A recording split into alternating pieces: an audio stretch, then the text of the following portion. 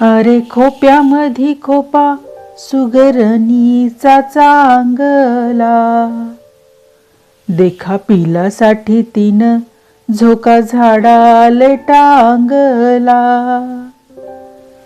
पिल निजली खोप्यात जसा झुलता बंगला, तिचा पिलामधी जीव जीव झाडाले टांगला. नमस्कार फ्रेंड्स. साहित्य क्षेत्रातील महाराष्ट्राला गवसलेलं अनमोल रत्न, अर्थातच खानदेशाची माय किंवा खानदेशाची कन्या म्हणून ओळखल्या जाणाऱ्या, ज्यांच्या कविता आपल्या सर्वांच्या जगण्याशी जीवनाशी नाळ जोडतात, अशा कवयित्री बहिणाबाई चौधरी. 24 ऑगस्ट 1880 मध्ये खानदेशातील जळगावपासून 2 मैलावरील असोदे गावी जन्मलेल्या बहिणाबाई वयाच्या 13व्या वर्षी नथुरी चौधरी यांच्यासोबत लग्न होऊन जळगावला आपल्या सासरी चौधरीवाड्यात राहण्यास आल्या. आज आपण आलोय याच रामपेठ मधील बहिणाबाईंच्या घरी.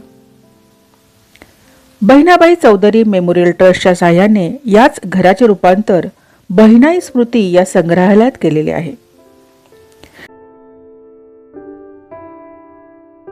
या ठिकाणी आपल्याला बहिणाबाईंच्या रोजच्या वापरातील वस्तू पाहावयास मिळतात, जसे की शेतीचे अवजारे, स्वयंपाकाच्या वस्तू जसे की पाटा वरवंटा, काठवड, सूप, तावा, तपेलं, भांडी, जातं, पानाचा डब्बा, अगदी त्यांच्या वाहना, कंदील, उखळ, शिंकाळ, घड्याळ इत्यादी इत्यादी. खरं सांगू, हे सर्व पाहताना आपणही नकळतपणे त्या आठवणींमध्ये डोकावू लागतो. खरं तर हे संग्रहालय म्हणजे फक्त बहिणाबाईंच्या वस्तूचे आठवणींचे संग्रहालय नाही, तर या भागातील राहणाऱ्या, राबणाऱ्या, कष्ट करणाऱ्या महिलांच्या आठवणींचाच ठेवा आहे. बहिणाबाईंच्या ओव्यांच्या अनेक ओळी देखील या ठिकाणी आपल्याला वाचायला मिळतात. जळगावात येणारे लेखक, कवी आवर्जून या ठिकाणी वाड्याचे दर्शन घेण्यासाठी येत असतात. अनेक शालेय, महाविद्यालयीन सहलीमधून विद्यार्थ्यांना बहिणाबाईंच्या या जीवनशैलीची ओळख करून दिली जाते.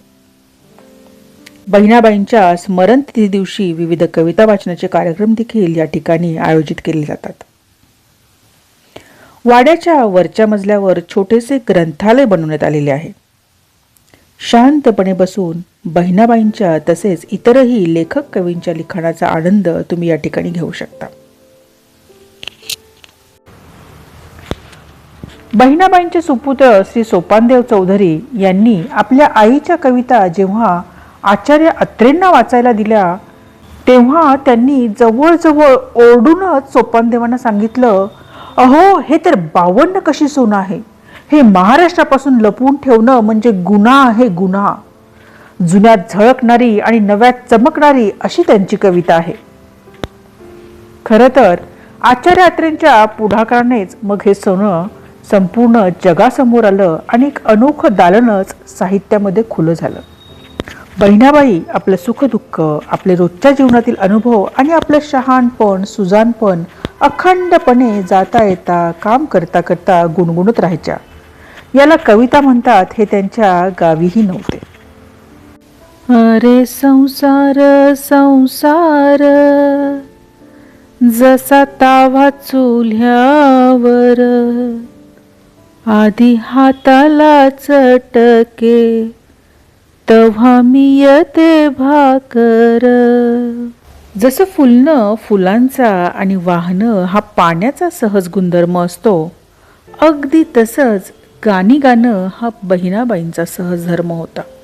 हिरवे हिरवे पान, लाल फय जशी चोच, आलं वडाच्या झाडाले जसं पीक पोपटाच. एकदा एका शेजारच्या स्त्रीने त्यांना विचारलं, बहिणाबाई, तुमचं गाणं किती मोलाचं आहे याची तुम्हाला कल्पना आहे का? यावर बहिणाबाई अगदी सहज उत्तरल्या, गाई म्हशी दूध देतात, त्यांचे भाव त्यांना थोडीच माहिती असतात. तर कधी त्यांना बायका विचारत, हे तुम्हाला कसं काय सुचतं हो? त्यावर बहिणाई अगदी साधेपणाने सांगत, माही माय सरस्वती माले शिकाळी ते बोली, लेक बहिणाच्या मनी किती गुपित पेरली. रोजच्या कष्टमय जीवनाचं आणि विविध भावनांचा निचरा करण्याचं कविता हे त्यांचं विरंगुळ्याचं आणि समाधानाचं स्थान असावं. आपलं घर, आपलं गाव आणि आपलं शेत एवढंच काय ते बहिणाबाईंचं अनुभव विश्व. पण तरीही खानदेशातील अक्षर ओळख नसलेल्या बहिणाबाईंनी आपल्या संसाराची, आयुष्याची, निसर्गाची, माणसांची गाणी कधी कवितांमधून तर कधी ओव्यांमधून सहजतेने गायली.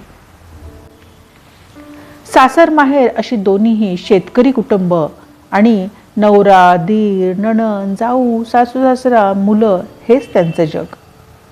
खटल्याच्या घरामध्ये देखा माझी सगळी सासू, सदा पोटामध्ये माया तसे डोळ्यामध्ये आसू, हिच्या अंगामध्ये देव स्वभावानं देव गाय, माले सासरी मिळाली जशी जन्मदाती माय. बहिणाबाईंचे हे काव्य हे तिथे बोलल्या जाणाऱ्या खानदेशी किंवा लेवा गणबोली या भाषेतून जिवंत होतं. अतिशय तल्लख स्मरणशक्ती, सूक्ष्म निरीक्षण उपजत विनोदबुद्धी, जीवनातील सुखदुःखाकडे समभावाने पाहू शकणारे शहाणपण आणि जगण्यातून कळलेले तत्वज्ञान ही खरं तर त्यांच्या कवितांची वैशिष्ट्ये म्हणावी लागतील. असा राजा शेतकरी चालला रे आलवानी, देखा त्याच्या पायाखाले काटे गेले वाकीसनी. किंवा आला सास गेला सास जीवा तुझं रे तंतर, अरे जगन मरण एका सासाचं अंतर.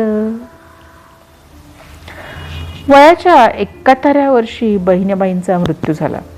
त्यानंतर त्यांचे सुपुत्र कविवर सोपानदेव व त्यांचे मावस बंधू श्री सखाराम पाटील यांनी लिहून घेतलेली बहिणाबाईंची गाणी हस्तलिखित स्वरूपात होती, जी 1952 मध्ये प्रथम बहिणाबाईंची गाणी म्हणून पुस्तक रूपात प्रसिद्ध झाली.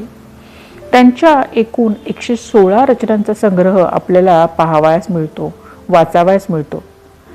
काय जाणो अशी कितीतरी गाणी आपल्यापर्यंत पोहोचलीही नसावीत. मराठी साहित्यातील अजरामर कवयित्री म्हणून मानाचं स्थान मिळवलेल्या बहिणाबाईंचे नाव जळगाव येथील उत्तर महाराष्ट्र विद्यापीठाला देण्यात आलेले आहे. त्यांच्या काव्यांचा शैक्षणिक अभ्यासक्रमात समावेश केला गेला आहे. इतकंच नाही तर फ्रॅग्रन्स ऑफ द अर्थ असा त्यांच्या काव्यांचा इंग्रजी अनुवादही झालेला आहे. खरं सांगू, या ठिकाणी बहिणाबाईंच्या घराच्या उंबरठ्यावर डोकं टेकून नमस्कार करताना मन आपोआप बहिणाबाईंशी नातं जोडू लागतं, धन्य धन्य होऊन जातं. बहिणाबाईंच्या या आठवणींचा उजाळा आपल्याला आवडला असेल तर हा व्हिडिओ नक्की लाईक करा, शेअर करा आणि हो, माझ्या रमल खुणाला सबस्क्राईब केलंत का? नसेल तर लगेच करा. बेल आयकॉन दाबा, जेणेकरून येणाऱ्या नवनवीन व्हिडिओंची माहिती आपल्यापर्यंत पोहोचत राहील. Bye friends, take care. पुन्हा भेटूच.